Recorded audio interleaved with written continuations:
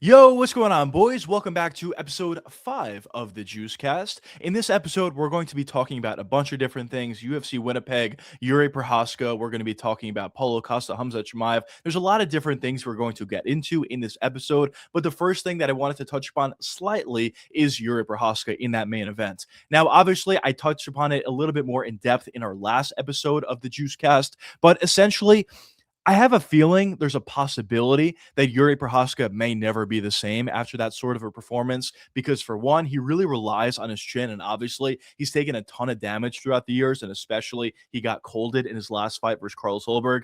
Guys who fight like that, turn the corner instantly where they're really good and then instantly their next fight, they're completely washed and they suck. It's a possibility that Yuri can be at that stage. If his chin is not absolutely elite, he's going to have a lot of trouble beating fighters at the weight class, top 5 at the weight class. And I'm definitely afraid that is going to be the case for Yuri Prohaska, but I guess only time will tell. There's no guarantee because he took some damage. He's going to be washed in his next fight, but at the very least, it is a thought. But the next topic that I wanted to touch upon is UFC Winnipeg, as it is fight week for that card. Now, I know this might be recency bias, but at the same time, I feel really as if this is probably the worst card that we've ever seen in UFC history, at least for the main event, and honestly for the rest of the card as well, but especially for the main event. Gilbert Burns versus Mike Malott is honestly like the worst card or worst main event, I should say, that I've ever seen. Gilbert Burns is older. Yes, he's somewhat of a bigger name or well-known name, sure, but he's older, he's washed. He's more or less not really a UFC caliber fighter anymore, in my opinion.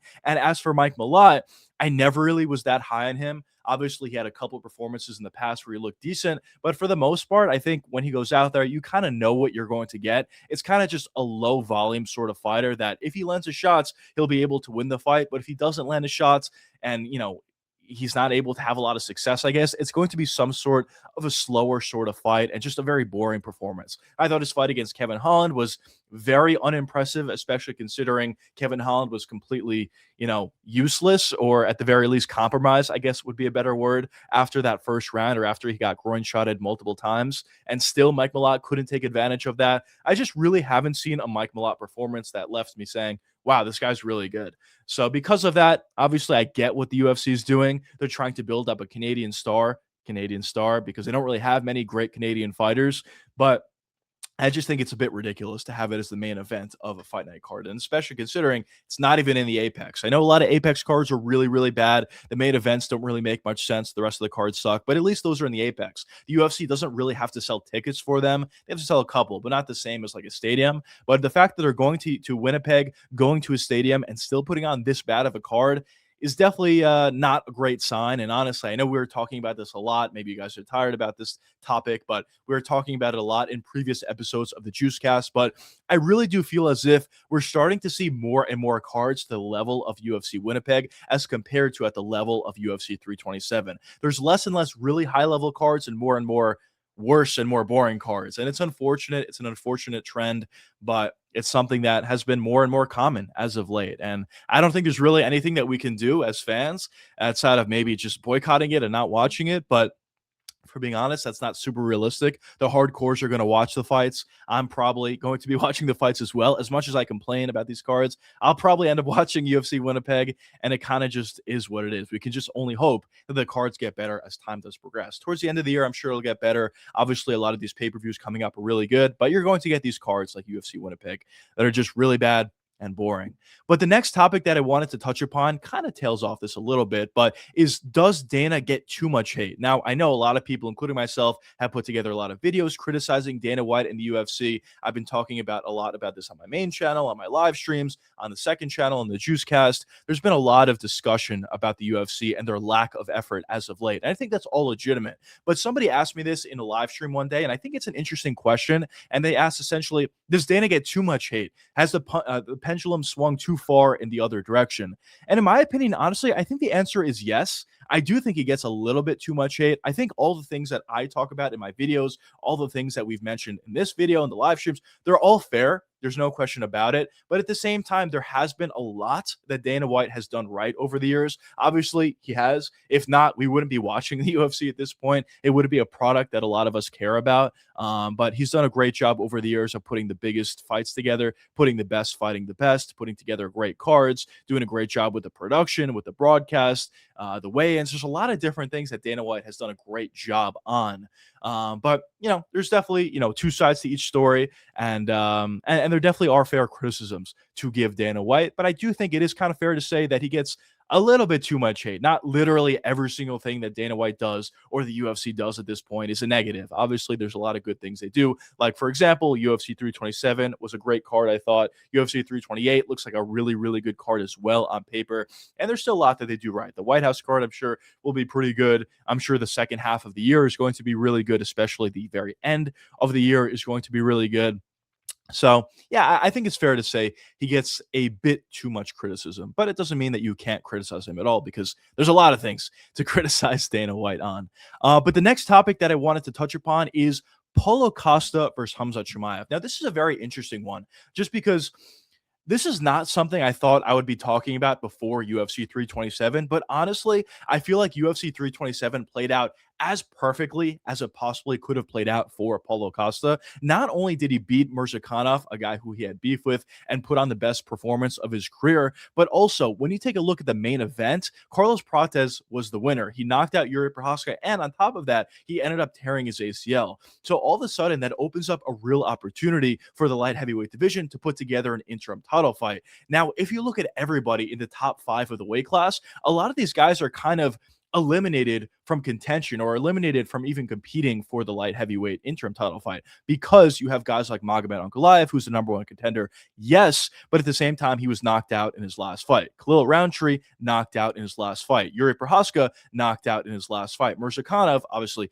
knocked out in his last fight. So all of a sudden, you don't really have many options of guys that can really be involved in an interim title fight at the light heavyweight division. And although Paulo Costa only has 1 fight at the weight class, that is fair. At the same time, I think he has a real case. He's on a 2-fight win streak. He had the best performance of his career in his last fight, and everybody else in the weight class essentially doesn't deserve it because they were just knocked out in their last fight. So it is a real claim to be made. And now the question is, I guess at this point, is who could Paulo Costa fight in an interim title fight? I think Khamzat Chimaev is the answer to that. Khamzat Chimaev obviously has a fight coming up at UFC 328 against Sean Strickland. And assuming he wins, which is no guarantee, but I think he probably wins. And assuming Khamzat Chimaev does beat Sean Strickland, there's a lot of rumors previous to this. I think it's pretty obvious. He's going to be moving up to the light heavyweight division. Now, if he does move up to the light heavyweight division, a fight between him and Paulo Costa makes all the sense in the world. As I said before, a lot of the guys of the weight class, the top half of the weight class,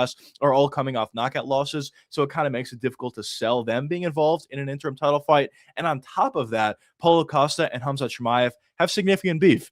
They were supposed to fight in the past. It's pretty clear these guys significantly don't like each other. So I think it makes a lot of sense. It's also a huge fight. Both guys have some pretty big names. Also, it'll be a rivalry fight, which has also been something I've been talking about on these live streams, on these Juicecast episodes. And it would solve that issue for the UFC as well, where they just don't really have many rivalries anymore. Khamzat versus Paulo would kind of categorize as that, a beef fight as well. Grudge match. So honestly, I think it makes a lot of sense. As I said before, this is definitely not something I thought I would be talking about before UFC 327, but based upon how good Paulo Costa actually looked at the light heavyweight division, and based upon how the main event played out, and how everybody else, essentially the weight class, got knocked out in their most recent performance, it's not the worst situation in the world for Paulo Costa, to say the least. So in general, I'm sure some of you guys in the comments will be saying Paulo Costa clearly doesn't deserve it. He only has 1 win at the light heavyweight division. And to that, traditionally, I would agree with you. But I think based upon the circumstances, it honestly does kind of make sense. So I will be posting a more full in-depth breakdown on exactly why I think it should happen and exactly how I think the fight will play out on my main channel. But just to give you guys a quick spark notes, I think Khamzat probably wins the fight. He should win the fight. His wrestling is at another level as compared to Paulo Costa. I don't think it's going to be that competitive, if we're going to be honest. But even with that being said, I still think it's a fight that should get made based upon the buildup, based upon how big the fight is, and based upon the fact that probably nobody else deserves it. So we'll see what happens there, but I don't mind a fight between Paulo Costa and Khamzat Chimaev getting made for the interim title fight at the light heavyweight division. Now, the next topic that I wanted to touch upon is kind of tailing off the last one, but it's that the light heavyweight division is in a really poor spot. Now, as I was touching on before, the number one contender in Magomed Ankalaev is not really a draw. He's not really that fun of a fighter, if we're being honest. And also, he's coming off a knockout loss in his most recent fight. Yuri Prochazka, one of the more exciting guys at the weight class, is coming off a devastating knockout loss in his last fight to Carlos Ulberg. Not only did he get knocked out cold, but also in the fashion that he got knocked out is absolutely devastating. And, there's a very real claim to be made that he may never be the same. Obviously, we'll see how he returns from a knockout like that. But nonetheless, at this current moment, he's not in a great position. Khalil Roundtree also just got knocked out in his last fight. Mirzakhanov also was seen to be somewhat of an exciting fighter, a young up-and-coming fighter. I don't know, young, but up-and-coming fighter at the light heavyweight division, all of a sudden is not in the best spot in the world. The light heavyweight division has never been strong, if we're being honest, even when Alex Pereira was champion, beating some of those guys like Jamal Hill, Khalil Roundtree, Yuri Prochazka, and what have you. But I think currently at this point, the light heavyweight division is probably in the worst position that it's ever been. And that's a big reason for why I'm pushing for the Paulo Costa fight against Khamzat, just to add some more life to the weight class. I know the weight class is getting additional fighters, guys moving up, like Robert Whittaker, like RDR, and maybe that could help out slightly. But as for Robert Whittaker, honestly, I kind of see him as kind of a washed fighter. And especially at this weight class, if he takes one big shot, he's probably going out, which is unfortunate. But maybe he can have success with the weight class against certain guys that just aren't very good, maybe like Jamal Hill or something like that. And for RDR, I do think he could have some level of success at the weight class just because everybody's essentially striker at the light heavyweight division, and RDR is a very talented grappler. Now, if he's forced on the feet against any of these guys, it's probably not going to go great for him.